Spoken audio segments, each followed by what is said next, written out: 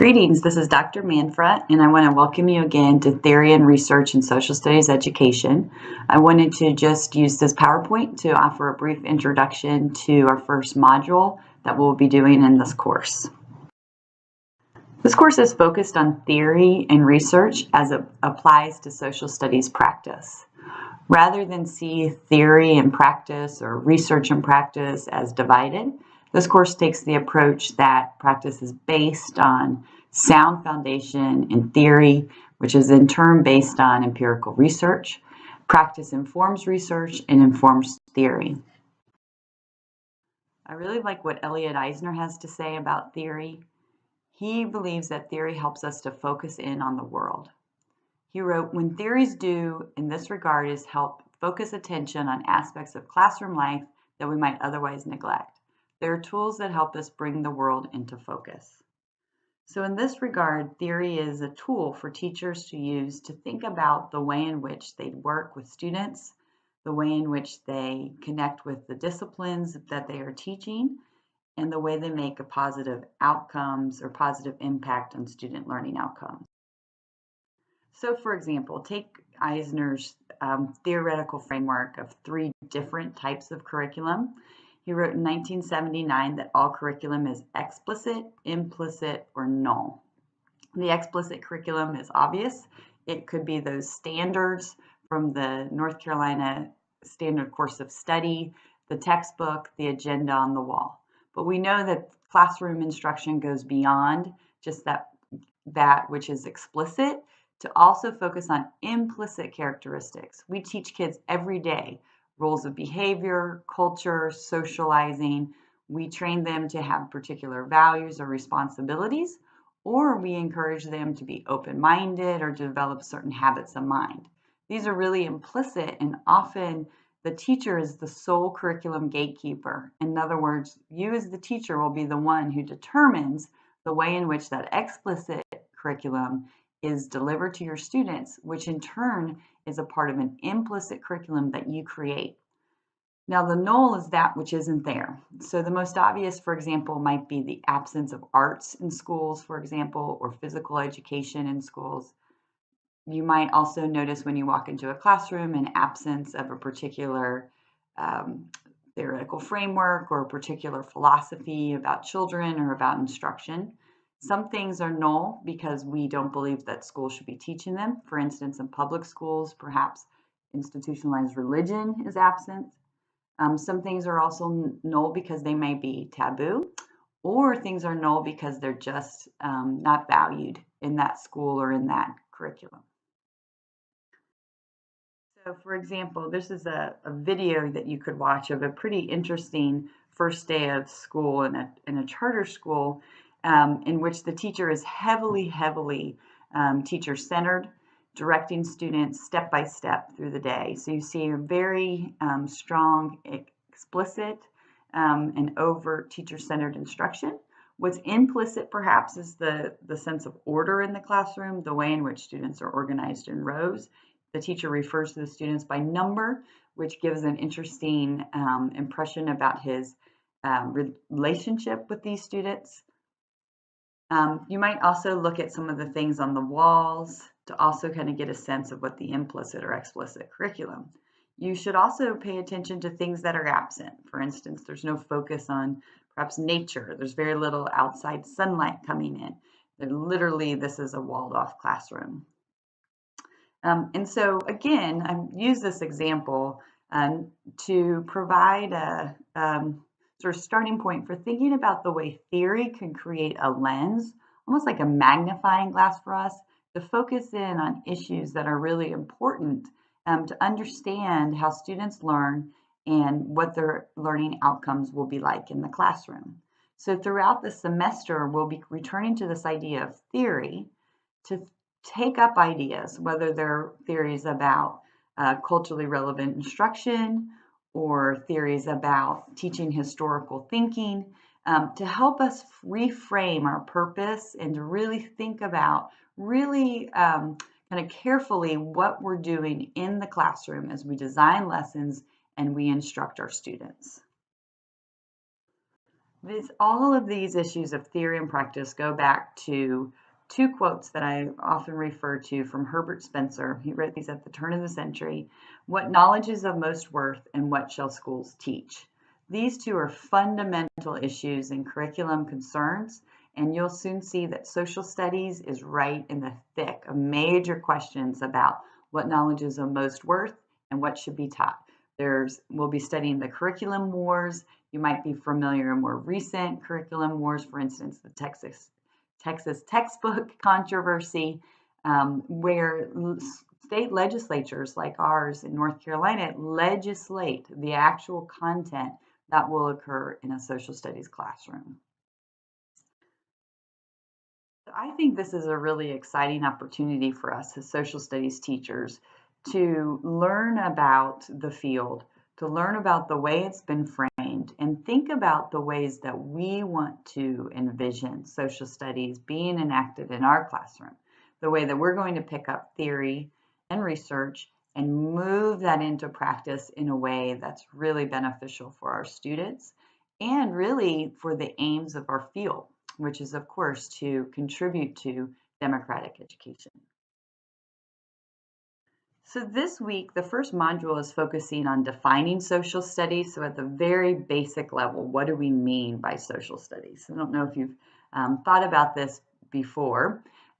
We have a great group of students here in our course this semester. Some of you have never taught before or are new to social studies. Some are classroom teachers and some are doctoral students. And so I think it's really wonderful to build on these different experiences. Many of you bring other work experiences to this work of social studies education as well. And I think all of that really contributes to helping us refine and revise and maybe revision how we define social studies. So we can go to definitions like the National Council for the Social Studies, which is our professional group at the national level, and really an advocacy group for our field. According to NCSS, social studies is the integrated study of the social sciences and humanities to promote civic competence.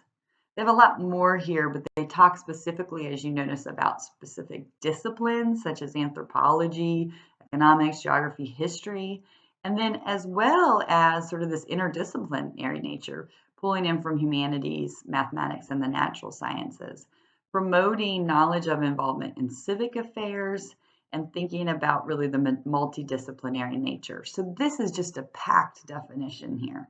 It seems to serve multiple purposes by bringing in both disciplines and a focus on civic education, as well as thinking about multidisciplinary nature of our field. So kind of the question is, how did we arrive here? And then what does it really look like in the classroom? And in North Carolina, we've really largely adopted that same definition from the National Council of the Social Studies. However, we break out these disciplines. So we teach civics and economics separately, for example, than a course in history.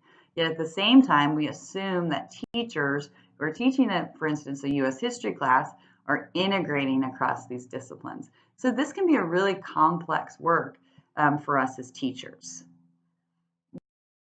Readings for the week does is take a historical look at social studies, the way it's been defined, and what the implications of the way in which it's defined has on curriculum and on teaching. So you have three readings for this week: Dewey's What is Social Studies, Barr, Barth, and Shermis's Defining the Social Studies, and Nelson's Defining Social Studies. Once you're finished reading these three readings, I'd like you to post your response to the readings by Thursday to our Moodle discussion post forum. I want you to copy and paste your response directly in rather than attaching a separate document file so your classmates can read your post.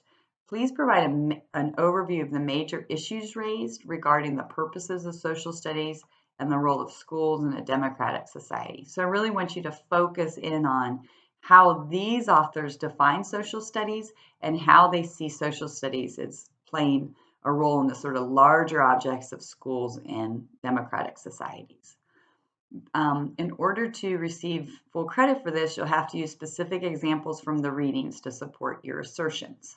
You'll see them both in the Moodle and in our course syllabus, a rubric for grading that I'll use to grade the discussion posts, and also some directions about ways to think.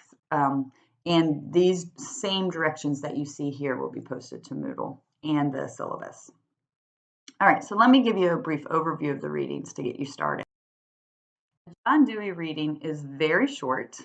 It's but 2 short paragraphs here. You can read about grammar if you'd like to, but really what I want you to focus in is on social studies here. So John Dewey is a prominent curriculum theorist, most well known for his work at the Lab School in Chicago in the late 1800s.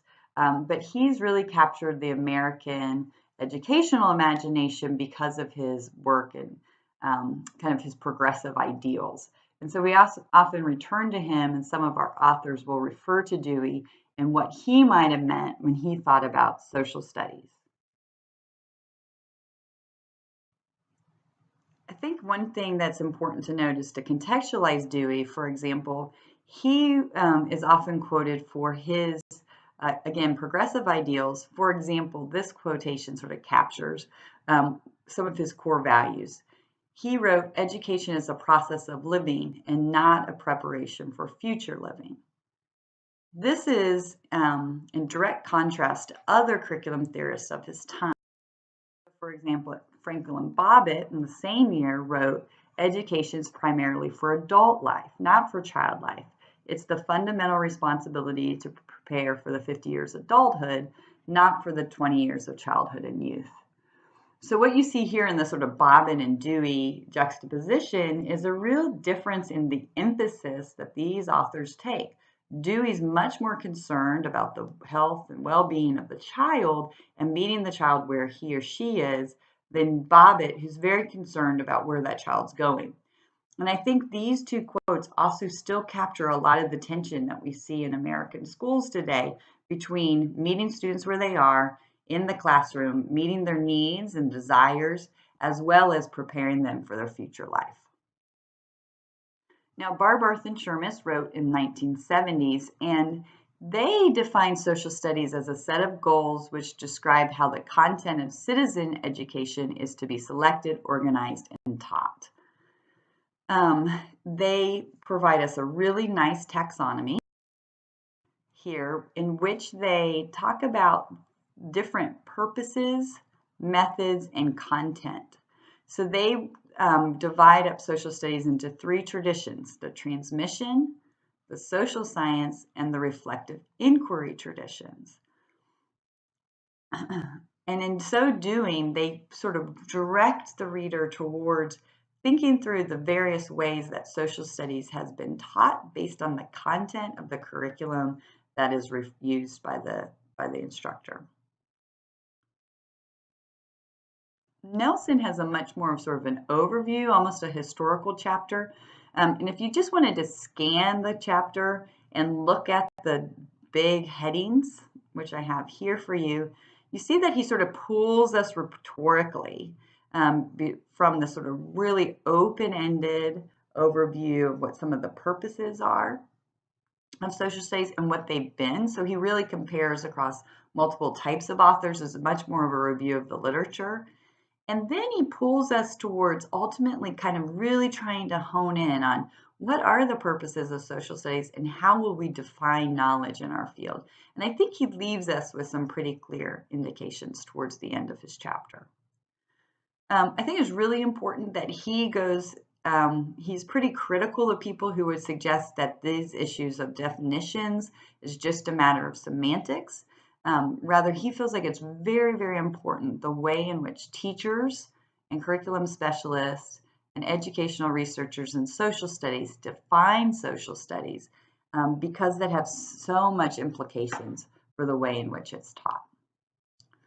Okay, so that's just a quick overview, very quick overview of these readings, and I hope you enjoy kind of reading and diving into those as well. I have a few sort of suggestions that might help you as you prepare for writing your discussion forum. Concept mapping works for me because I'm very much a visual person. And so I recommend that you read and review your assigned texts and then think about what the main ideas and supporting points are. Depending on your style, you might take notes on these, you might sort of map them out visually, and then use those notes to draft your response. Because the idea of this discussion post is not to create a laundry list discussion of each of these 3 readings, but rather to try to synthesize across these readings to see if you can find points of similarity or difference. So to compare and contrast across them, and ultimately try to really hone in on this issue of how will we define or how should we define the social studies. Okay, as always, if you have any questions, please let me know. I look forward to working with you this semester, and I look forward to reading your responses.